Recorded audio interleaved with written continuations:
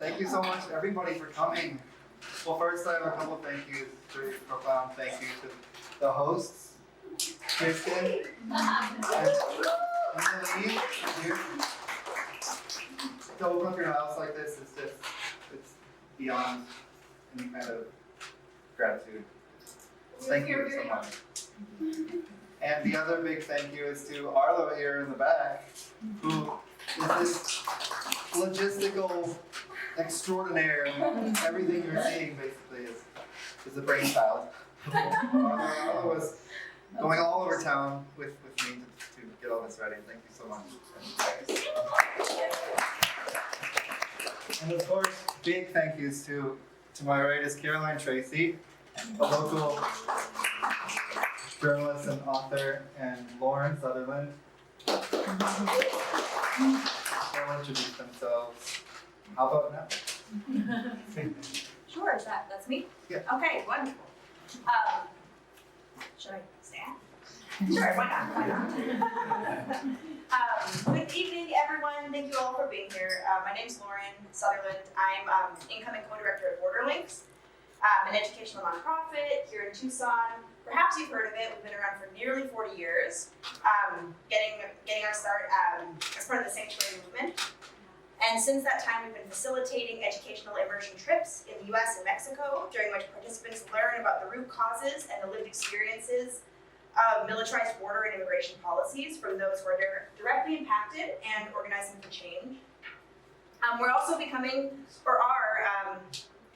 into this mission of being a hub of local migrant justice organizing, offering space and infrastructure support to community initiatives focused on Indigenous cultural resiliency, housing justice, rapid response, and community defense against immigration detention and deportation. Just to name a few things. I bought some of the rapid response cards in case you run out or you want to grab a few. We were able to fiscally sponsor the hotline, which we're very honored to be able to do. So it's a pleasure for me to open this event, created to spotlight Gabb Schivone and their work. First of all, because they're a very dear friend of mine, who actually wrote a recommendation letter for me as I was applying for my first job at BorderLinks as the donor relations coordinator, so I'm grateful to them for that. More than that though, I'm excited because in the same way that I'm very passionate about defending rigorously critical and humanizing education, education whose most important sources of insight are the stories of people silenced by oppressive systems, I'm equally passionate about upholding the independent storytellers and the investigators who are our partners and often our guides in this work, who find and then force open these sort of fissures in this very walled and gate-kept public sphere to the extent that it exists at this point, and then they usher in the stories and the voices that inspire us to look at the world and its possibilities differently. So Gabb is absolutely this kind of writer. And this kind of reporter, whether they're reporting on homelessness or gun violence or the electric grid, writing confessional essays about their own joys and hardships, or pitching a film script about Kurdish revolutionaries fighting in the Syrian civil war, their unwavering commitment to art and to information as our right, our sustenance, and our tools of social change, that is like always shining through in everything they do. And so I think we're all very fortunate to get to spend this evening with their work, and if you have the means and you're so moved, I would urge you to support them as they seek to nurture their craft at the impressive Tin House residency this summer, or to become a sustaining member of their Patreon for as low as $2 per month. To do either or both of these things, simply visit the lit table here, or you can talk to them directly at some point in the evening about donating electronically. I learned that, at least before we even started the event, there were 7 donors who couldn't come who already contributed $650. So that was nearly 20% of the goal tonight of $3,400. And I think there's more activity going on since we got started. So let's help them get the rest of the way there. With that, I'm delighted to turn things over to Gabb to tell us more about this major opportunity to participate in the Tin House / McCormack residency, as it's now called.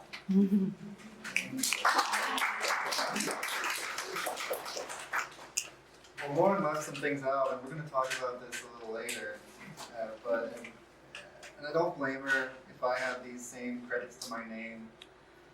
I may not talk about them either, but actually I probably would. Lauren is a producer of an Oscar-nominated documentary and Sundance Festival award-winning documentary Mary. But I promise we're gonna talk about that later. We're not gonna let Lauren leave without telling us more about that, and I'll set her up for that. So thank you so much again, Lauren. Thank you so much for coming. The opportunity that Lauren mentioned, it's called the McCormack Writing Center, formerly known as Tin House. Some, I don't know what, philanthropist or something bought Tin House, apparently, and renamed it McCormack. Much worse of a name. So I always like sticking it Tin House because it's still Tin House to me. I've never done anything like this before. I've always heard about it. It's an extremely prestigious writing center. It's based in Portland on Reed College, and I never even conceived of actually going there. I've been trying for, this will be my 5th year, to get into the MFA program here in creative writing, to cross over from journalism into narrative nonfiction. But because I don't have an undergrad, it's such a technicality. And a couple things, what some of you may have read over here. Some of my favorite writers, Juno Diaz, Adam Oakeschild, and others, they wrote these things about me. It sounds like on the back of a book, but they're from what originally was supposed to be a private letter to the university from them saying, like, you know, you all should bypass this strange and meaningless rule, and this is why. But the U of A was like, no, sorry, nice try. So then I wrote to them and said, I didn't get in, but hey, what you said about me made me tear up. Could I put it on the back of a book one day? And they're like, absolutely, use it like as much as you can. So this is the first opportunity I'm getting to. And there's like literature pretty much everywhere. A bunch of creative work. I get paid to do journalism, but I don't get paid to do, for the most part, some of this work I do like at night and on the weekends, but when I can get away with it during work hours as well. Because creative work, so if you see anything you like, these are samples, and I wanted to try out this thing to try on Patreon. I've been told it's Patreon. But to like, share work and try out like sustainers and subscribers who want to get early peeks at like new work. And one of my beloved teachers, her name's Sally Rust, she couldn't be here, but she's, for example, one of the people, along with Lauren, Caroline, Arlo, and others, whom I send, Charlie here, whom I send some of my most preciously guarded work for their feedback and their critiques. And this is, I wanted to open it up beyond friends to just like readers that I'm, you know, if this is public service journalism, or in this case, public service creative work, I want to open it up to even readers I don't know, but also readers I do know, and so like that's all of you. But I don't know much more about Tin House than reputation, but somebody who does from experience is one of my dearest friends and colleagues, Caroline Tracey, a local author and journalist, who's going to tell us about the experience she had developing the first chapter of her book, which is Under Her Seat, which came out this spring. It's called. Yeah, Gabb invited me to participate in this because I attended what was then called the Tin House workshop, now it's called McCormack. I attended in the winter of 2021, so it was online.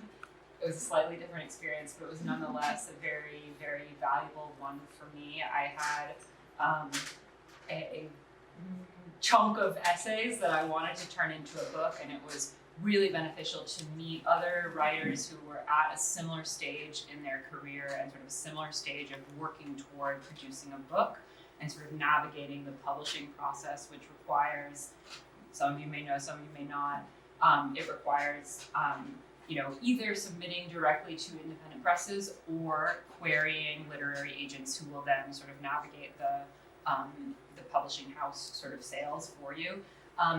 Both of those are very inscrutable processes. You have really no control over what happens once you sort of send them your work. And it was really sort of helped me get a glimpse behind the curtain to meet a number of other people who were sort of trying to do the same thing through trial and error that I was.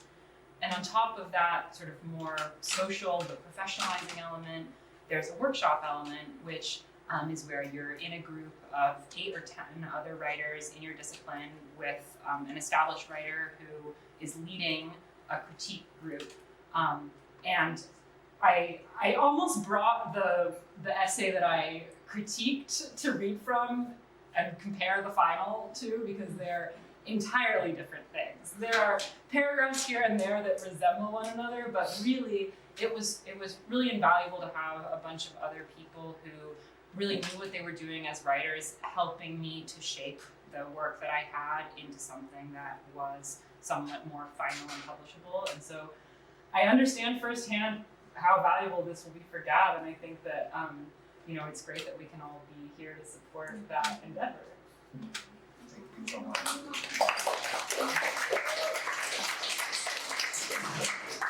Well, I'm going to read from, they chose not to dig on the U of A again, but their application. Go ahead. Do it. Go ahead. Yes, okay, I will. Do it. Hang on. I also thought that it was probably fine as not, we thought it was fine not to talk about that, and here I am talking about it. But the last thing I'll say is that they're out of 400 applications that from all over the country and the world, and apparently they're top 5, and this is all real, they're a good program. I mean, one of my, who's become a very close friend, I hate to shout people out, but Caroline in the back is an MFA student in the program. Badass writer, was one of these out of 400 applications from this world-class program. They get the most amount of applications of all MFA programs in the country, 400. The McCormack Center was out of 1,000 applications. They selected mine, and so I had to just be like, look at this, you And so I'm going to read from a selection of the nonfiction book that they chose me from, and it'll be 10-15 minutes of reading, so you may want to go to the bathroom if you need.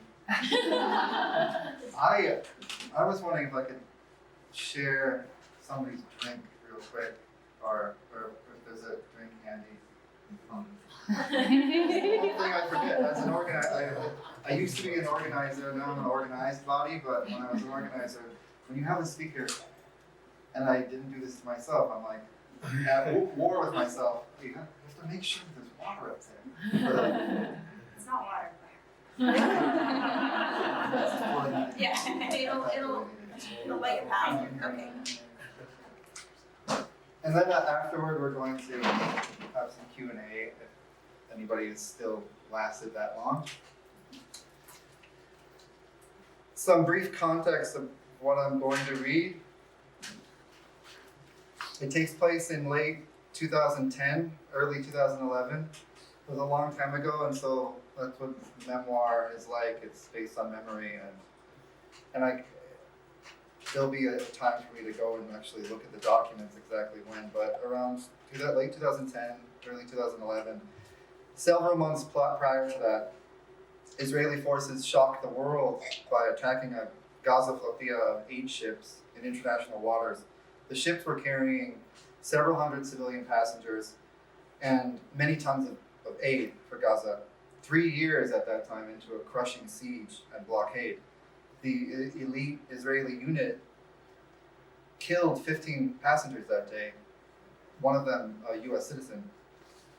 At the time, I was a very, very young political organizer here in Tucson who started demonstrating when the siege on Gaza began in 2007. How I became a passenger on one of the ships was a little bland. After the massacre, an application was circulating in Palestine circles nationwide, and I filled it out secretly because I didn't tell my family lest they worry about my safety or try to talk me out of it. And to my surprise, the flotilla organizers chose me to help represent the Southwest region on the US ship. Philadelphia aptly named the USS Audacity of Hope after then. I see some people recognize that. That's the title of, for those who don't know, of then President Obama's celebrated memoir. So this is an excerpt from the nonfiction book proposal that Tin House selected from a chapter in progress called Martyrs and Marauders. It's about how sometimes moving on is not possible when the past keeps coming back, not to haunt you, but to help you realize a healthier meaning to your present and your future. It's also a meditation on martyrdom. As I say in the piece, there are two kinds of martyrs. One who accepts that they may die at any moment for the cause that they're serving. And the other kind of martyr, the kind I was at the time, who blocks out the possibility that they can die at any moment. As I look back, that's what I was realizing about what I was doing back then.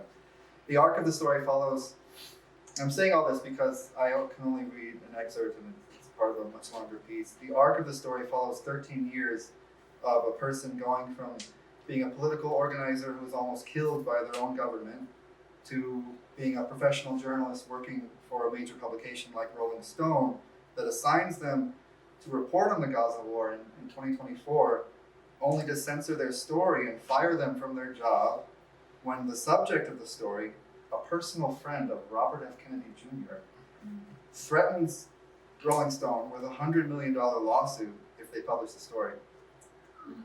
And Rolling Stone knew that he wasn't kidding. Which taught me that there are people like I was who would martyr themselves for a cause they believe in. And then there are media institutions like Rolling Stone, New York Times, on, that are willing to martyr themselves in the form of self-censorship for someone else's cause that they don't believe in, but that they accept anyway.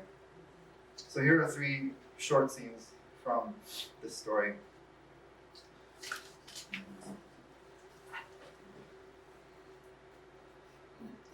So one more drink of that wine.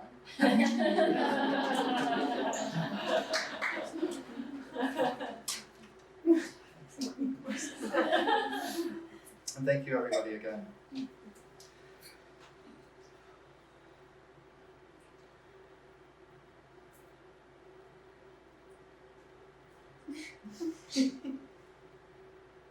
Have we stopped? Peering over the railing of the ship, my eyes scanned the glittering surface of the Mediterranean, trying to sense whether we were still moving, or whether the engine was, like we very well may be in the next moment, dead in the water. Buckets full of chum for the V shape of oncoming sharks. Several military speedboats 100 feet away, approaching at full speed, their motors buzzing like a chainsaw. That's what it sounded like.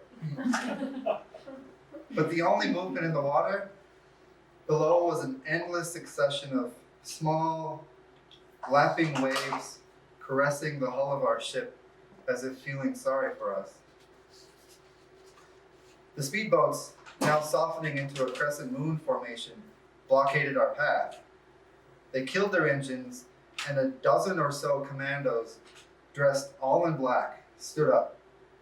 They stared at us silently and wide-eyed through the slits in their ski masks. 2 or 3 of them pulled out sidearms. The rest clutched 9mm HK MP5 machine guns, the weapon of choice for James Bond villains of the 007 action films that I recall from the early aughts of my childhood. Only this was no movie.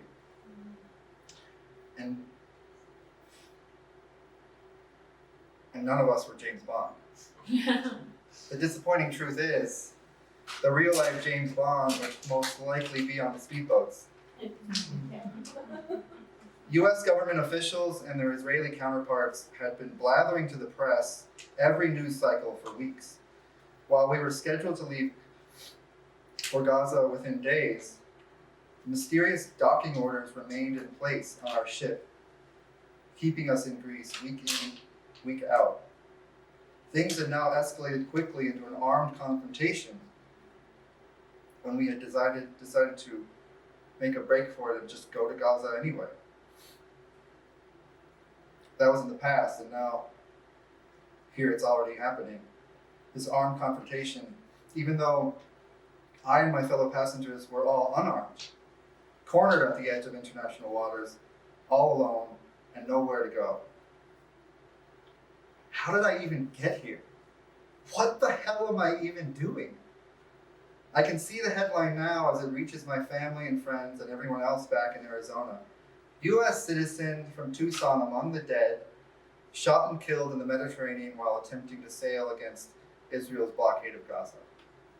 As if the act that justified my killing will be tied up in a bow-like afterthought, an update to the news cycle that had been repeatedly highlighting the fact that I, a U.S.-Mexico borderlander bumpkin, was traveling some 8,000 miles to board a ship and embark on a journey that my government had recently condemned publicly in the strongest terms.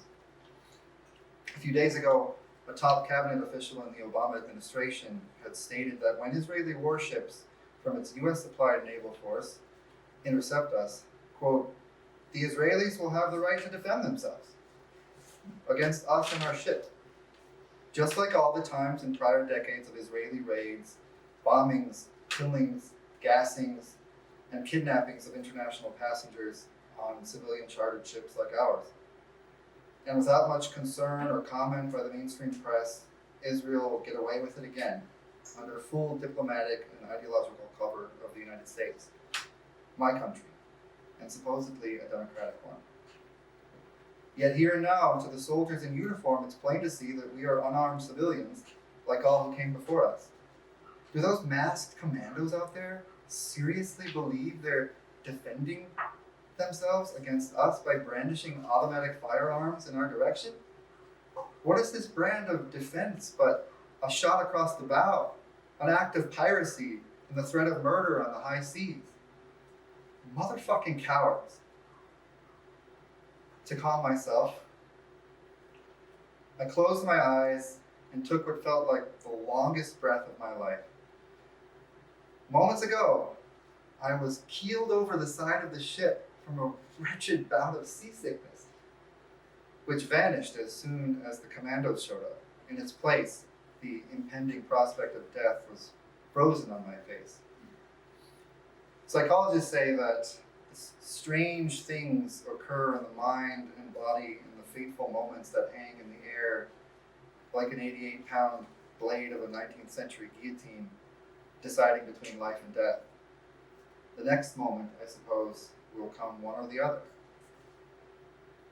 Amid the scent of salt water spraying placidly about my face, the last thing I thought I heard was a lone, redolent phrase softly fading in and out, like a radio turned to the lowest dial.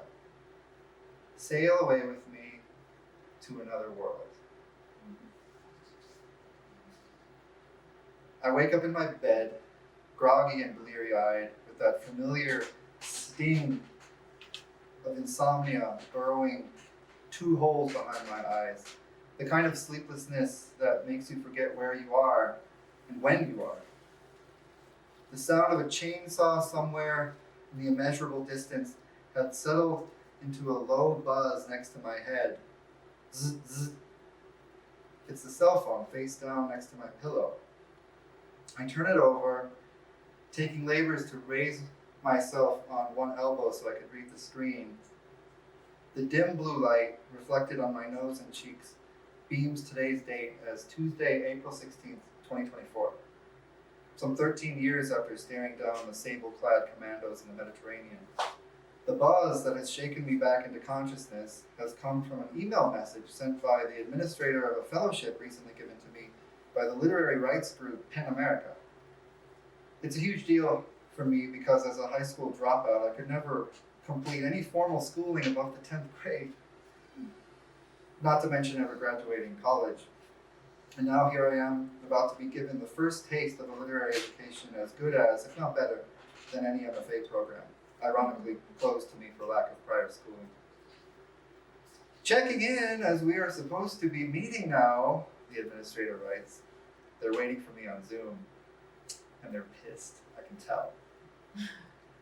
I throw off the sheets with both hands and crawl across the floor of my veritable dorm room, looking for my laptop to get on the call. By the time I appear on screen, my hair is tousled with an alfalfa curl so stubborn, no amount of spit or fingerfuls of water could settle it. The unspoken explanation for my tardiness is humiliating as it is simple. I overslept. I know it. They know it. I can't pretend to hide it. This is the kind of behavior that saw me cast away from school the first time around. Today's Zoom call is a one-on-one orientation, and a dreadfully boring one at that, with a third person who is observing but not saying anything. I'm so tired that at times I feel myself sliding in and out of consciousness as I listen, or appear to listen.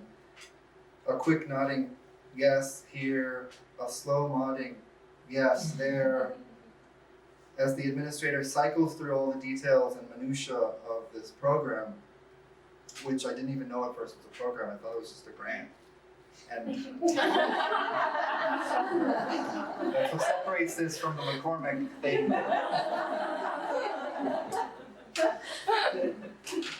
Presentations on Wednesdays from authors, agents, publicists, industry executives. Workshops on Saturdays with my instructor and cohort of fellow writers in my genre. This is all online, by the way. And an illustrious final reading in the fall. Still didn't impress me in that state. In between my subtle efforts to muzzle my yawns, something the administrator has just said makes me jump at attention. One dangling word like a bolt out of the blue. Gaza. A charged word, to be sure, from the distant reaches of my past and private life that hasn't come up in professional circles, not in the several years that I've been working as a journalist. I asked him to repeat what he just said.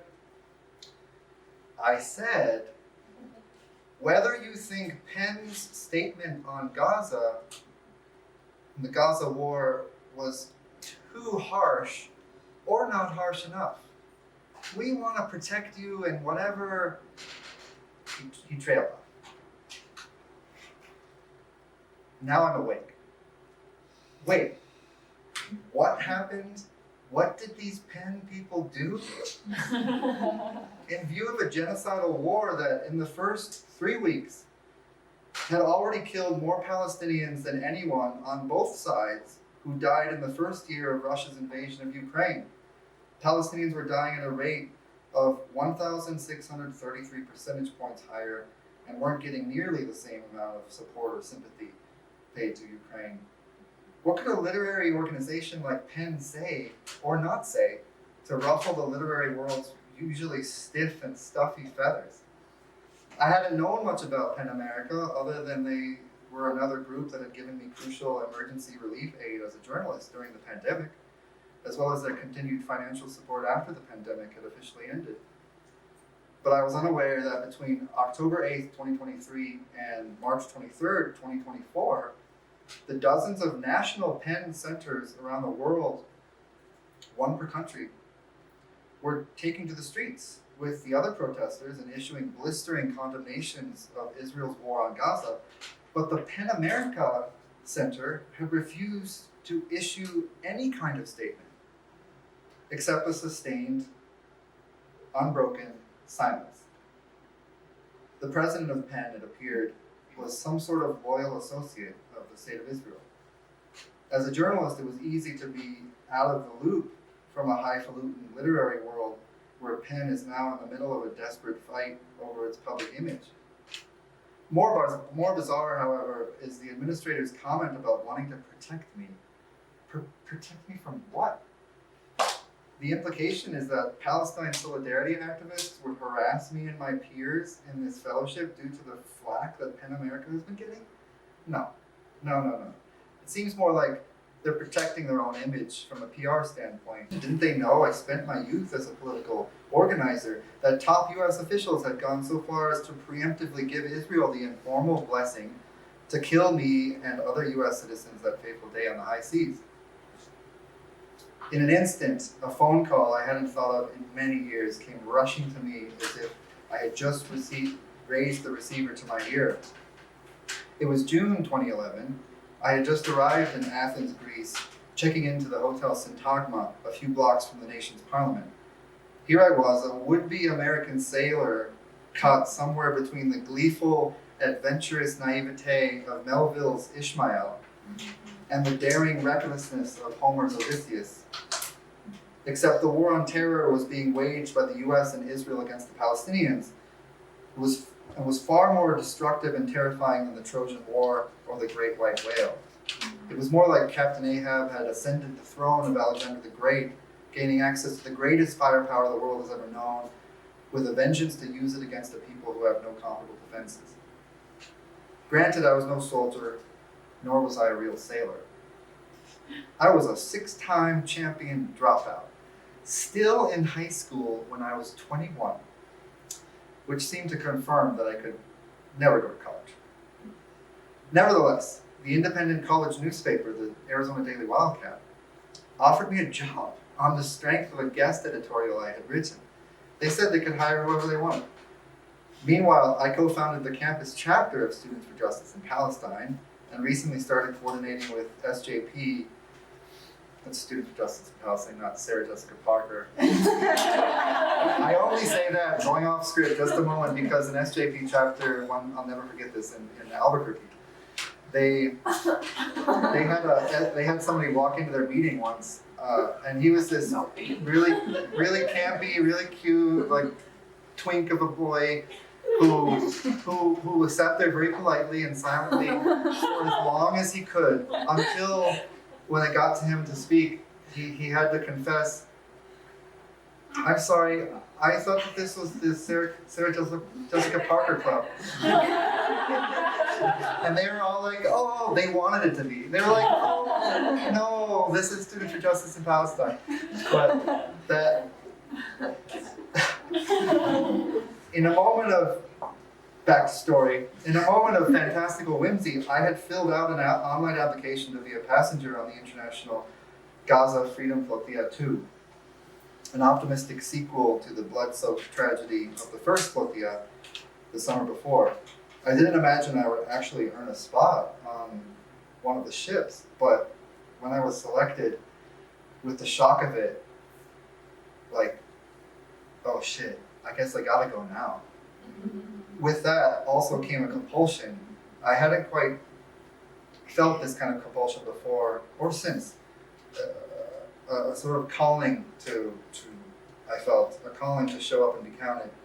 Whether it was the right decision or not, I was going.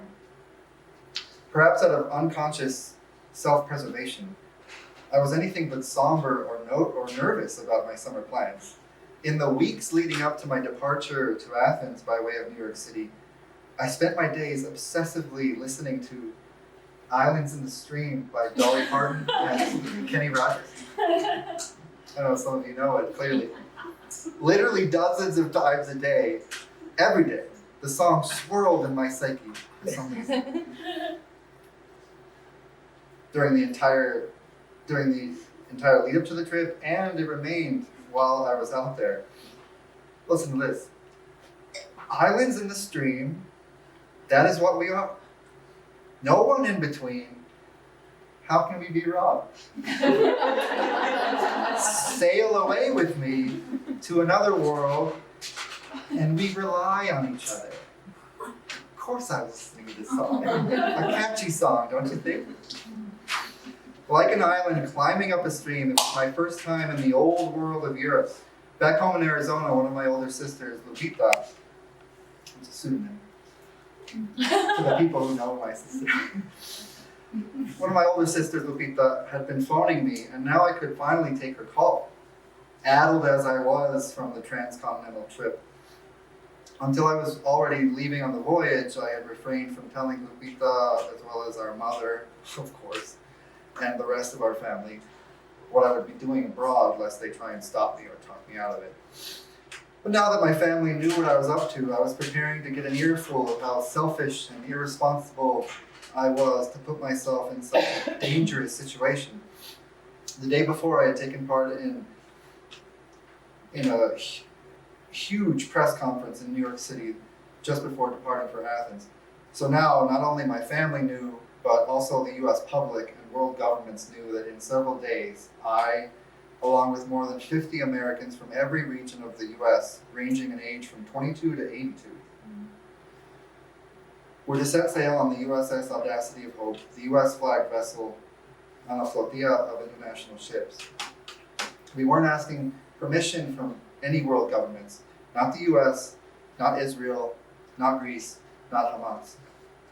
Our stated purpose was to deliver humanitarian aid in the form of letters from would-be pen pals. We had tons of this.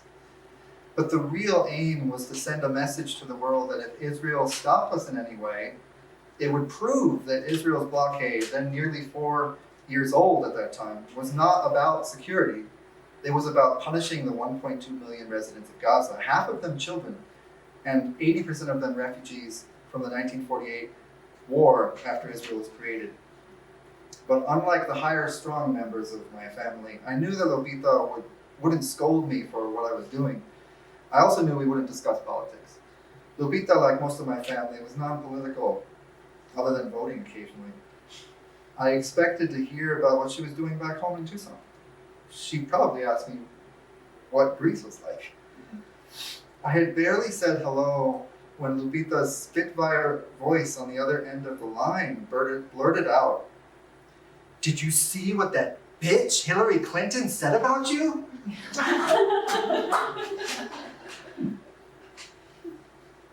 I gasped.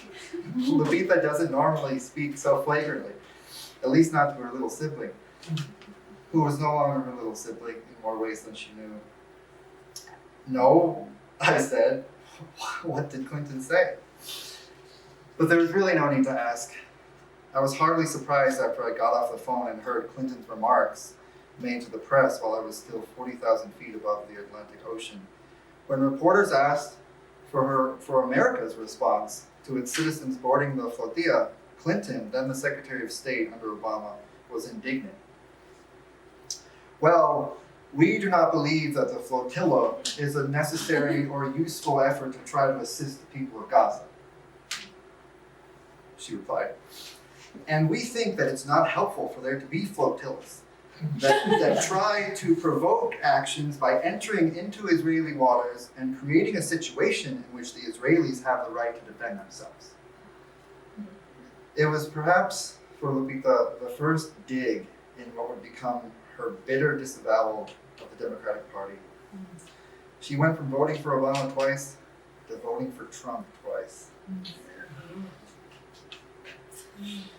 After they threatened the life of her sibling, 7 years her junior, whom she loved to dress up as a girl in pretty doll clothes, including a personal favorite, pink ballerina tights and tutu. And the girl doll boy loved it.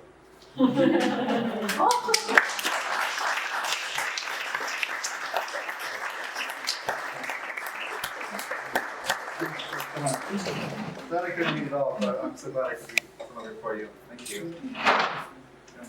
Caroline and I were going to have a bit of a conversation, and we really wanted to also open it up to anybody who has questions or comments and whatnot.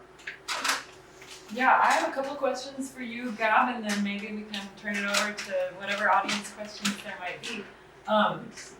I wanted to ask you, Gabb, you mentioned that you were a high school dropout, multiple time high school dropout, and so your writing education didn't come from a formal path like many of ours did. Can you talk about how you became a writer and what you think of as your strongest influences? Oh, that's a nice question. I thought you were going to ask that. Caroline's going off script here. I'm joking. Yeah, like when I got the job at the Wildcat, I don't even remember what I wrote about, but I read a lot. I was obsessively, for some, I don't remember how long, I would only read poetry and only write poetry. So to this day I say that my roots are in poetry. And for the longest time it was only 5 writers I think it was a little OCD thing that I was doing. This would have been like early, I don't know, teenage years. The 5 writers were, I've since grown, don't judge me on these 5, but William Shakespeare, Oscar Wilde, George Gordon, Lord Byron, Percy Bysshe Shelley, and William Blake. To this day, I love them all, but of course, you know, I've gone way beyond these old white romantics and Enlightenment people. But I think I just read and wrote, and then because I didn't know any better, I wonder if you have the same memory of like how we became journalists. I wrote and published for free for the longest time, and because I didn't know any better about wanting to be compensated from media outlets that were one after the other. You know, you get something published, and then the next thing happens, and then the next, and the next. I think the first were like out of the Daily Wildcat was the Huffington Post, and then the Guardian, and then on and on and on for years, not ever getting paid, and then finding myself in journalism and getting paid, and then being able to advocate for myself more and more, and then finding unions and stuff like that. Yeah, so I came from poetry and from just loving to read and write. That's great. Yeah, I mean, I was thinking the first book that I remember you recommending was, is it called Mayo? It's a graphic novel that's set in Tucson. Yeah. I associate you with a really wide range of reading. So from that Tucson graphic novel that's like very sort of activist oriented. Lately, I feel like every time I've run into you, you're carrying Train Spotting. I think, Was this when we first met? yes, this was like 4 years ago. Yeah, everybody, take a look at Mayo if you find it. It's out there. It looks at the Barrio Blue Moon over here. I know Eric lives over by there. Susanna used to. Other people might be aware of it. But this neighborhood used to be unincorporated, and the reason why we have the I-10 right now is because the city and the police, they bulldozed, completely destroyed this neighborhood, and then cut a deal after lots of suffering and organizing that happened in response. Cut a deal to incorporate the. No way is that mean. I'm sorry. to You're the incorporate. one allowed. Have your phone right now. Yeah. Airplane mode. And Mayo, check it out. It's really amazing. It's from a Tucson writer who went to LA, kind of the reverse of Charlie over here. LA moving to Tucson, an awesome writer moved to Tucson. We need more moving here and less moving away. But the guy who wrote Mayo lives in LA now, and we've been in touch a little bit. It's fascinating. I'm glad you brought. I haven't thought about that in a long time. Yeah. I was thinking also maybe, can you talk about the book project that this excerpt will be a part of?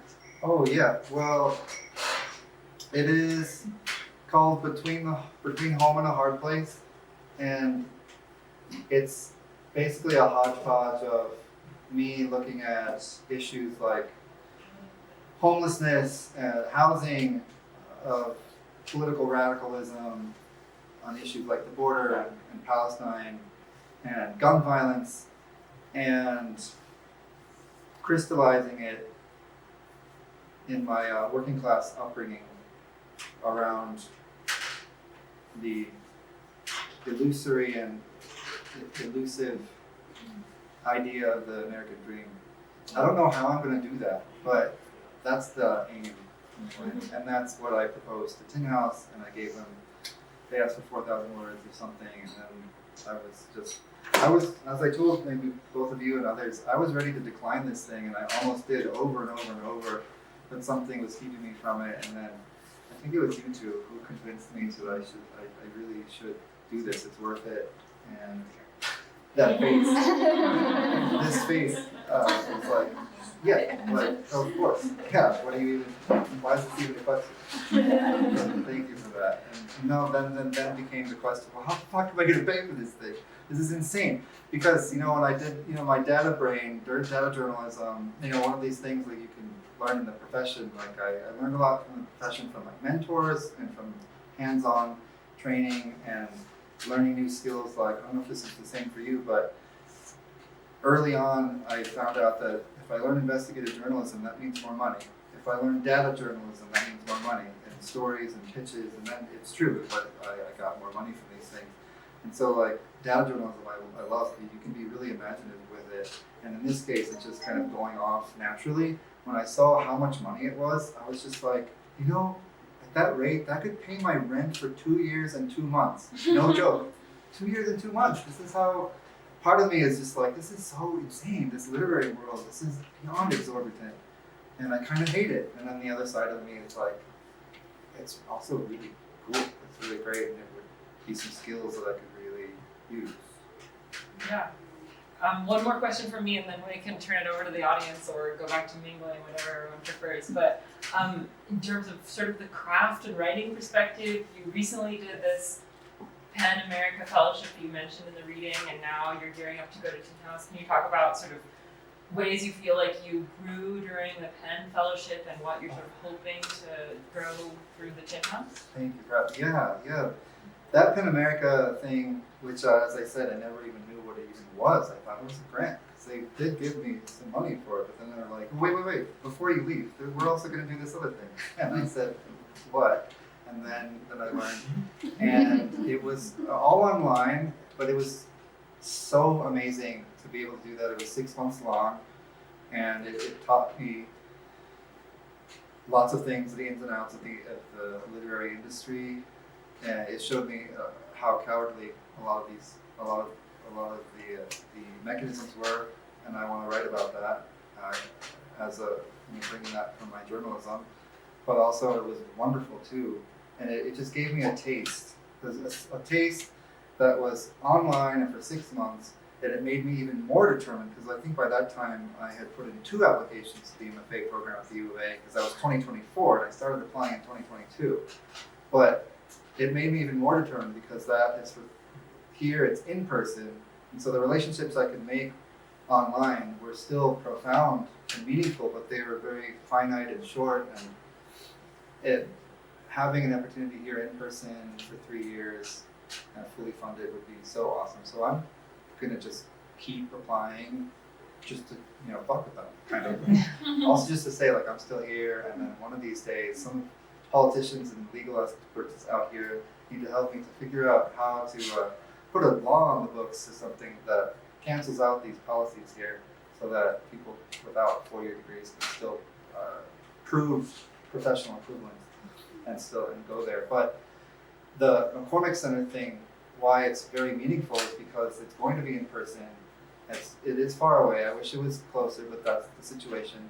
I'm willing now to go this far to do it, and I'm so looking forward to it. And it's great to have you, who've already been through it and can say, like, no, I understand your reservations, but I really think you should do it. It helped you, you'd say it helped you Absolutely, yeah. do this book. So. Yeah, absolutely. But before we open it up, I did promise, I just want you all to get the excitement that I constantly have to call Lauren one of my best friends in the world, because I want you all to hear this awesome story, because Lauren's a fantastic journalist, and I'm still sad that we lost her to academia. And I've been trying to convince her to come back somehow, but also I love what you're doing. BorderLinks is like, I remember they came into one of my high schools. I think I was there a couple months, and they came into the high school. They got you for They were no, this was the Foothills. Foothills. My what do you call them? Fellow students, my peers. This is the richest district in town. Foothills, Right. and these kids, they're all white.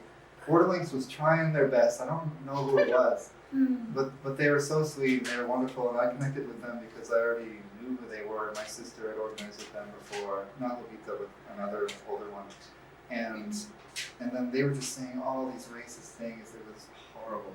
Not BorderLinks. No, the students, the rich white kids around me. Yeah. That's probably why I left, though. Actually, That's that's fair. probably a mix of things. Yeah. But I want to ask you, like, you wrote Lauren, you wrote an undergraduate thesis at Vassar College, Yeah. and it ended up in the hands of an enterprising journalist at the time. Can you tell us about? He's now much more famous. So tell us about that situation. How did that thesis end up, and what was the line that grabbed him? Oh my God, that's so And what embarrassing. happened? And what happened after that? You didn't expect to go into movies, right? Well, I didn't really go into movies. In my mind. But oh no, I mean, okay. So I wrote an undergraduate thesis about Blackwater, the private military company that was marauding through Iraq, especially, and has metamorphosed into different corporations over the years. And then I was doing an internship after graduating. I spent a year in Mexico and Guatemala, and then I applied for a Nation, the Nation magazine, which back then they had like an unpaid, almost unpaid fact-checking division, which was interns. And now I think through the agitation of the interns and others, they like actually do compensate them like more liberally now, which is great. But back then it was like a $150 stipend a week. So yeah. New York City. In New York City. So you drain your savings, or if you don't, you have any emergency funds to fall back on. It's just like not feasible. But anyways, it was invaluable. I mean, I happened to get assigned to Jeremy Scahill and Naomi Klein, and that was very fateful. So so I was like interning there, and I was at some sort of Nation party. These are stories that they were doing for the Nation. Yeah, because they were contributing still like columnists and reporters, even though they were like on their little projects. You were fact-checking their articles for the Nation. Yeah, I was fact-checking their articles for the Nation. Neither of them published too much that summer, but still I was like able to correspond with them and stuff.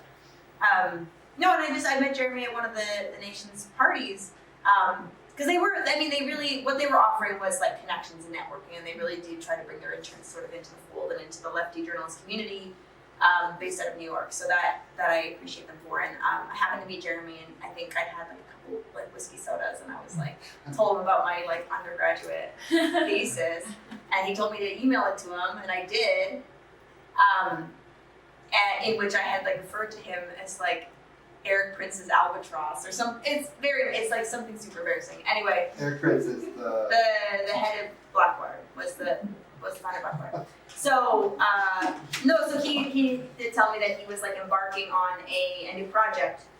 He was like, it's basically just gonna be like a pamphlet, a novella. I'm gonna be it was like supposed to be in and out 6 months.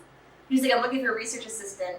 I'm gonna write like a quick little book about like special operations in the War on Terror, and sort of the way in which the way in which like special operations, covert operations have kind of subsumed the War on Terror and our quick little book. We were both gonna have this book here. Yeah, it's like 500 pages later. Yeah, it's this big. Yeah. And then it also was a documentary as well, which I was like more involved in like the reporting and writing of the book, but it was a truly formative experience. It's called Dirty Wars: The World is a Battlefield. It's it is a long book, but it is also readable if you're interested in the subject matter, and it has a lot of important stuff. And you were at Park City, Utah for the premiere. Mm-hmm. Tell us a little bit about that. It was I understand there was a standing ovation. Were you among those that were? Oh, I was in the audience. No, I was in the audience. I didn't. No, I mean that's what I mean. Yeah. No, it was. I mean, it was. Best cinematography It was awesome. at the festival. This documentary got, Mm-hmm. and then the Academy Awards. It got nominated for best documentary. Yeah, it did. Let's give it one. No, I mean it was invaluable. It really was like the most important education I probably received. So. And you went to Vassar. Yeah. So I hear. It's like, right? Ivy League, or does it want to be Ivy League? No, it was like where they sent the women who couldn't go to Ivy League schools. Yeah. Yeah. Make fun of it. Greta Gerwig, I love that movie. It's some of it's filmed there. Frances Ha. That's his one. Yeah. So was, anyway. anything else? Anybody Well, want to- does anyone in the audience have questions for Gabb? Or these two? Yeah. I was wondering, did you ever consider maybe like going indie or doing an independent self-publishing effort just to put your work out there? And then I guess it's a two-part question. I don't know if you've heard of Susana Chavez from Juarez, and what's happened to, unfortunately, a lot of women who work in the maquiladoras. And I think Penn published actually one of our articles, but I think they tend to focus on the unfortunate events and not on her life work, and how important archiving and getting the papers, putting the work out there as a journalist is for not just the academy but the general public. Sorry, I know that was like very. That's awesome. I haven't heard. You were shaking your head too. No? Or She's I a was poet, shaking her? Yeah. Well, I'd love to talk to you after getting connected with your work. Yeah, are others working on publicizing? They've tried, yes, and I actually ran into her work about a decade ago, and I've always loved her work. It's just in Spanish though, but I don't know if the estate will allow it to be translated, but that would be like amazing, but I don't know if it's my place to translate that work, But they've already written a compilation of her work with an introduction, and it focuses on that. And I think trying to step away from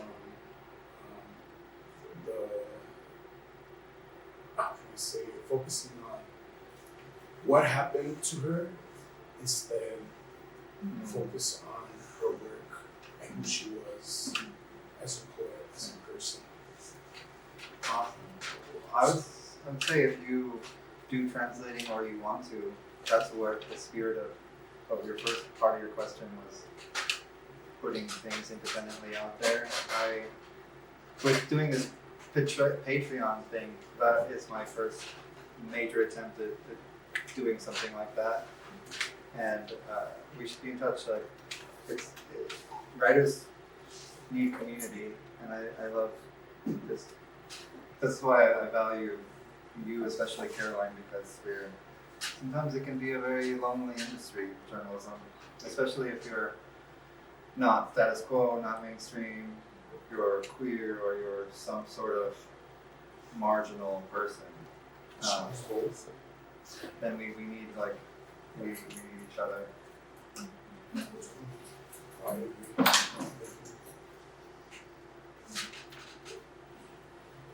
Any other questions, or should we go back to? Yeah, I have a question. How do you think that you would benefit from getting an MFA if you were able to self-educate through a 4-year Excellent. Yeah, and I'll answer it a couple ways. The first way is, it's like $20,000 a year for 3 years, and the grants that I usually get are much smaller, and like they're one at a time. And so like having essentially a fellowship to work for 3 years and have it be paid is very, very attractive to me. It would be a level up. As for I think it also would help technical abilities. I think it's helpful, not decisive, but so I don't think an MFA is decisive. Caroline doesn't have one. Lauren doesn't have one. I think a lot of people in this room, and a lot of people who do writing don't have one. You really definitely don't need one.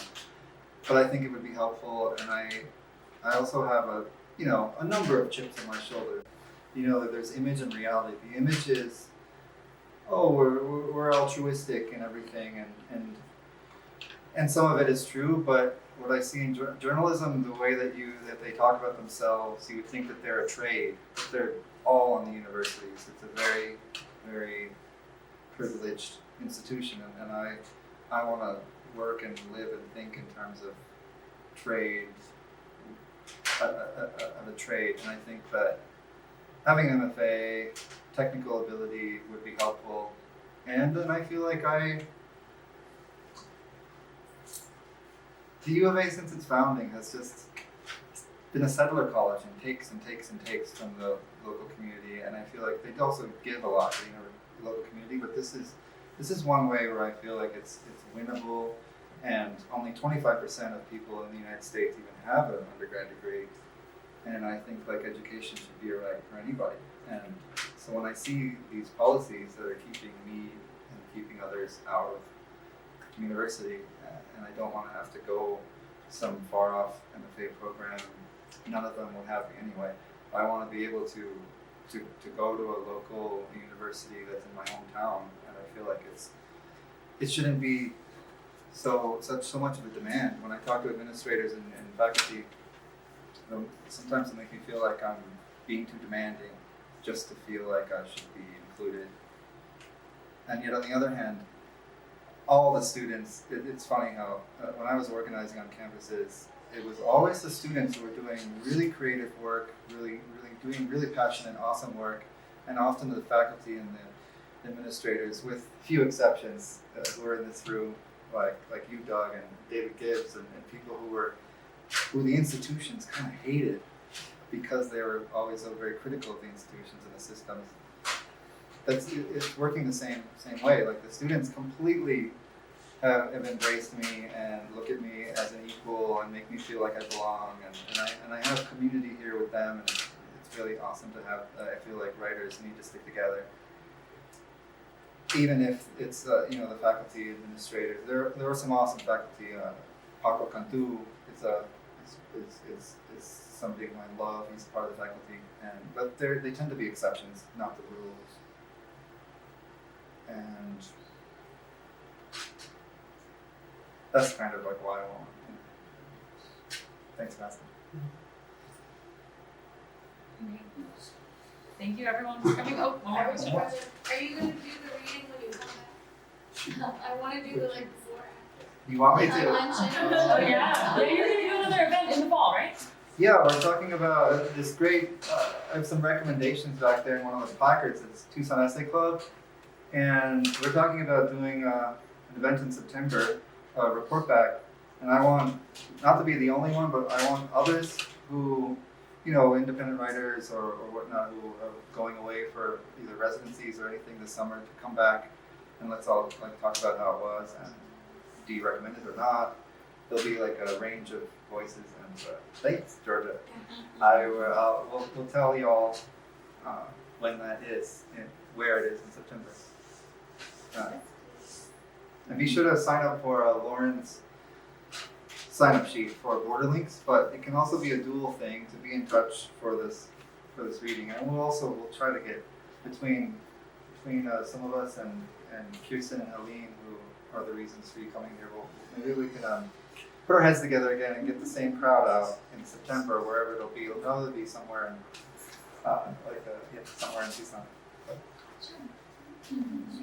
Thank you so Thank you, much. everyone.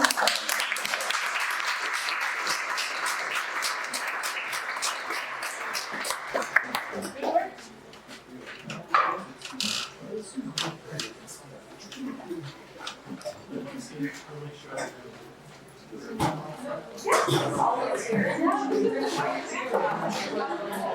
Oh,